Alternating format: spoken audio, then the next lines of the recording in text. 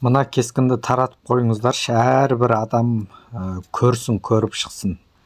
Ешқандай доғдыр жоқ жерде жан қиналған кезде өзіңізді бір құтқарып қалуға, жаныңызды сақтап қалуға сөз жоқ септігі тиеді.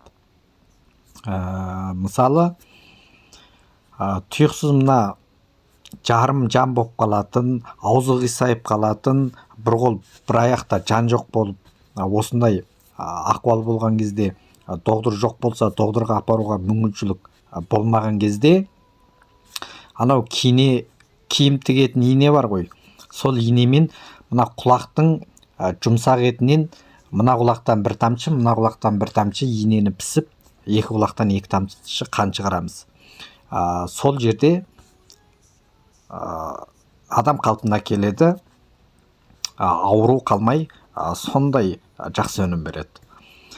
Онан кейін мына жүрек ауру бар кісілер аяқ астынан жүрек ауру ұстап қалған кезде, не доғдыры жоқ, не дәрісі жоқ ішетін, доғдырға апаруға мүмкіншілік болмаған кезде, аяғындағы байпағын шештіреміз дағы, әрбір бәшбақайдан бір-бір тамшыдан қан алып, қан шығарамыз. Бір-бір тамшыдан қан шығарамыз. Әрбір бәшбақайына бір-бір шәніп шығамыз инені. Бұл да оқсас дереу нақ майдана қалпына келеді.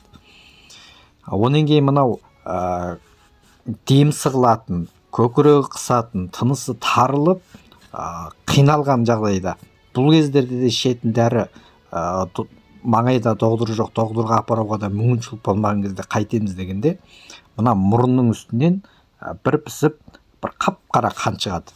Тура мұрынның үстінен жаңа киім тігетін инені пісеміз, қап-қара қан шығады, ауру жағдайы тура өз қалпына келеді. Осы кескінді ренжімей бір-бірлеріңізге таратып қойыңыздар. Әр адам осындай жағдайлардан қиналған кезде пайдаланып қалсын, біліп қалсын, бірін-бірі құтқарып қалсын. Өмірлеріңізді, денсаулықтарыңызды әрқашан қорғаңыздар. Онан кейін мынау әртүрлі араласпа геморрой, ішкі сыртқы геморрой, қалқанша без, қабыну, қалқанша без ісіп кеткен осындай жағдайларға қарата ер әйелдер бүйрек қуаттайтын, жүрек қан тамырларын ашатын, гай толықтайтын, аяқ қол қақсап сырқырап ауыратын, өтте тас бар, өтке тас байланған, онан кейін мына қуғасты безі қабынған, осындай жағдайлардың әрқайсына маған уағында хабарласыңыздар. Жақсы өнім бар қолда.